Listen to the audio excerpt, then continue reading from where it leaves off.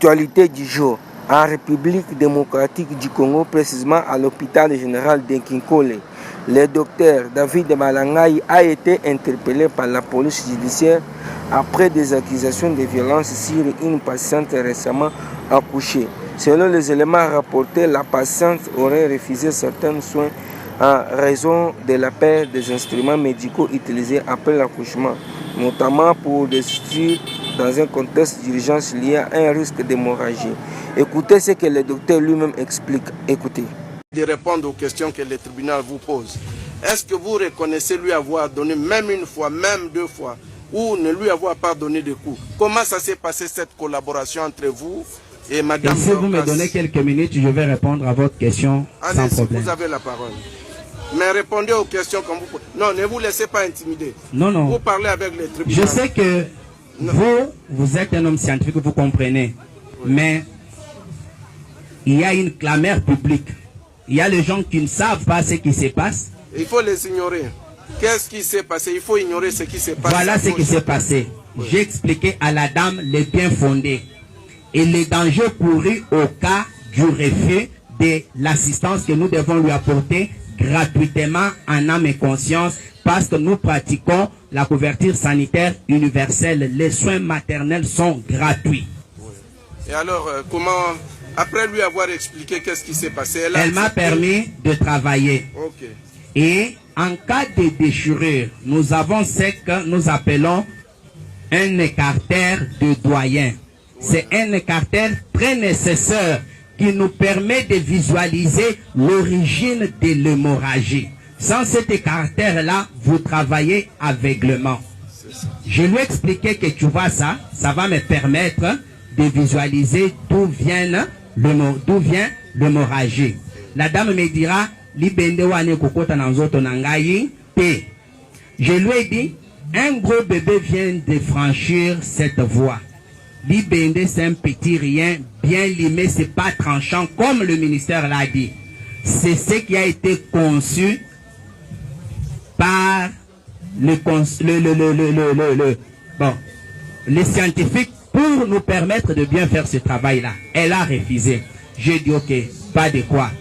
Est-ce que tu peux permettre qu'à la place de l'écartère, j'utilise mes deux doigts, bien que cela ne me permettra pas, mais pour ne pas te faire mal, la dame dira oui. Or, ça, c'est un danger que moi, j'ai couru. Parce que là, à l'intérieur, quand vous suturez, vous risquez de vous piquer vous-même. Je le fais. Alors, le col utérin, d'où venait l'hémorragie, est un organe interne. Je ne peux pas aller le suturer si je ne le rapproche pas à la portée de ma vie. Je lui ai demandé, je vais utiliser cette pince en cœur pour approcher le col utérin afin de voir d'où vient l'hémorragie et de bien l'arrêter. Docteur, pas ça. Je dis non, non, madame, tu m'as dit que je peux t'aider et tu m'as permis de faire ce que je fais. Laisse-moi continuer. Et moi, je travaille avec les matériels qui sont stériles.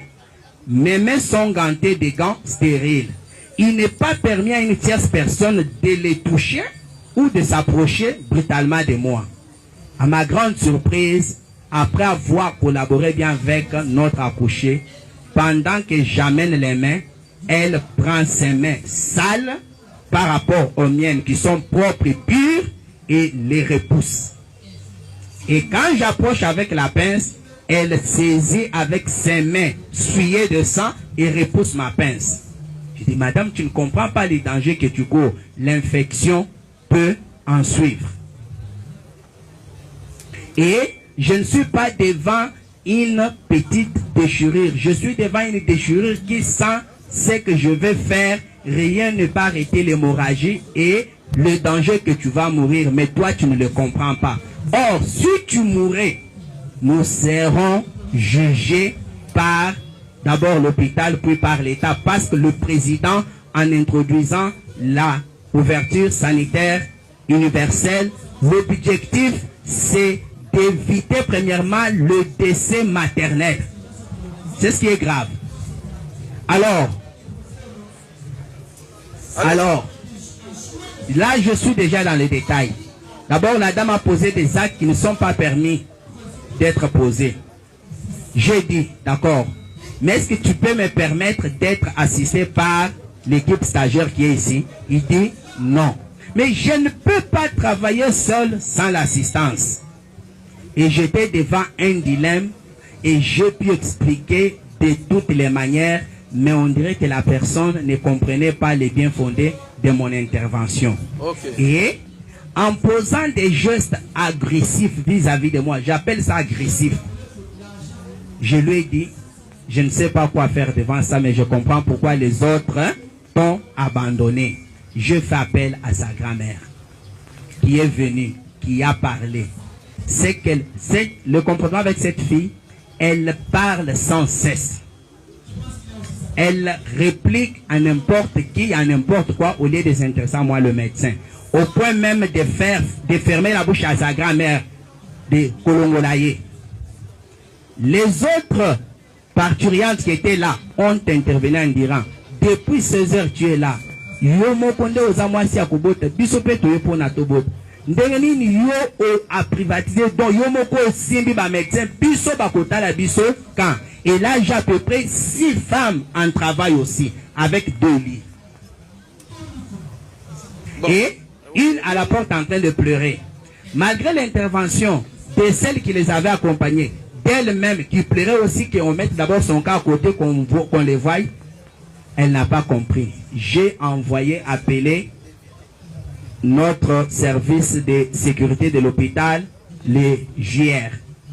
Et c'est une dame. Des fois, quand on a des difficultés comme ça, on fait appel pour qu'elle vienne quand même intervenir. Peut-être qu'on peut comprendre. C'était une militaire en tenue, ça peut aller.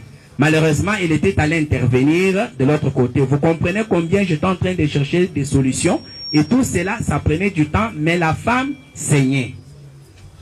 J'ai dit... Mais dans l'entretemps...